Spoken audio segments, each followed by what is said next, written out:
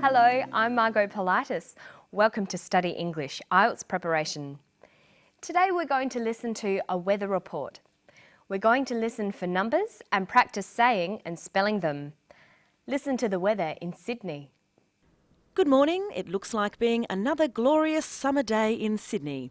Temperatures will range from a minimum of 16 degrees in Richmond and 17 degrees in the city, with maximum temperatures reaching the high 20s, with 29 in Richmond and 27 in the city by early afternoon. This summer promises to be the warmest since 1987. The average minimum for this time of the year is 15 degrees Celsius and the average maximum is 22. Humidity will be high again today, ranging from 80 to 90% across the metropolitan area and possibly for the next 5 or 6 days. Sunrise will be at 5:45 a.m. and the sun will set at 7:43 p.m. The next full moon will be on December the 9th. For those interested in fishing and surfing, windy conditions will prevail all day, with winds gusting from the southeast from 10 to 15 knots, then easing to 10 to 11 knots by late afternoon.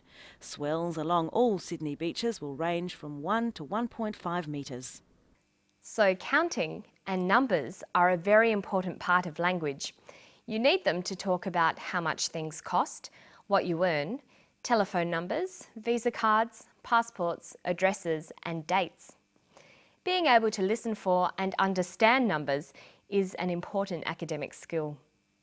There are some conventions you need to learn and you'll need to do a lot of practice listening for and saying numbers. Let's get started. Listen to these pairs of numbers. 13, 30, 14, 40, 15, 50, 16, 60. Now you try these ones. 17, 70. 18, 80. 19, 90. They sound very similar. You'll need to listen carefully so that you don't get these mixed up. Temperatures will range from a minimum of 16 degrees in Richmond and 17 degrees in the city. Humidity will be high again today, ranging from 80 to 90% across the metropolitan area. The temperature in Richmond is 16 degrees Celsius. The humidity is 80 to 90%. Did you hear these numbers correctly? If you don't understand what someone said, ask them to repeat and stress the key syllable. And that will be $16. Did you say 16 or 60? Usually the first syllable in a number is stressed. 16, 60. Notice that it's the final N in teen that you have to be careful with. Teen, T. But of course, when you're listening for numbers, you can often work out the correct amount by the context. Try to always be aware of what seems right, even if you didn't quite hear properly. Pronunciation of years can sometimes be difficult as well. Listen to the clip. This summer promises to be the warmest since 1987. 1987. 1987. Notice where the stress comes. 1999. Let's practice some more. 2001. 1932. 2040. Or perhaps this will be read as 2040. I guess we'll have to wait and see. Notice 40 is spelt F-O-R-T-Y, not like 4 and 14. Okay, now let's look at temperatures. Temperatures will range from a minimum of 16 degrees in Richmond and 17 degrees in the city. Temperatures will range from 16 degrees Celsius. We write that as 16 degrees Celsius with a capital C. If it was in Fahrenheit, we'd write 16 degrees Fahrenheit with a capital F. But in Australia, we use Celsius. So when giving a temperature range, it's written 16 to 17 degrees Celsius or 16 to 17 degrees Celsius. These are both read out the same way. Notice that the 2 is unstressed. 16 to 17 degrees Celsius. Now we're going to listen to a different weather report. Look at it written and see if you can work out what should be written in the blanks. Here is the weather report for Sydney today, Tuesday the 14th of November. The sun will rise at 5:15 and set at 6:45. The minimum temperature for metropolitan Sydney will be 13, rising to a maximum of 30 degrees Celsius. Humidity today promises to be high at 70 to 80%. Okay, let's have a look at that. The weather report for Sydney today, Tuesday the 14th of November. She said Tuesday the 14th of November. The sun will rise at 5:15 and set at 6:45. The minimum temperature for metropolitan Sydney will be 13, rising to a maximum of 30 degrees Celsius. Humidity today promises to be high, 70 to 80%. How did you go with that?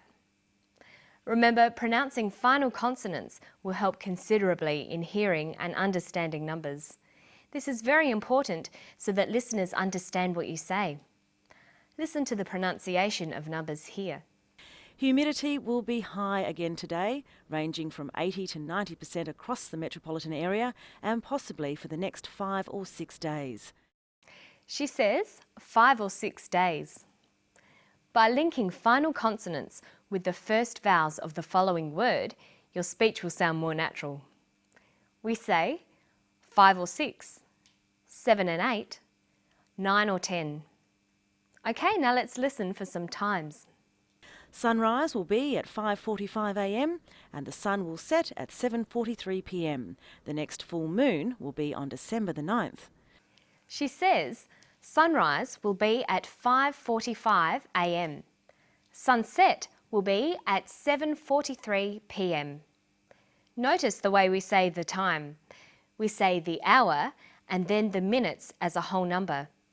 And we add AM for morning, PM for afternoon.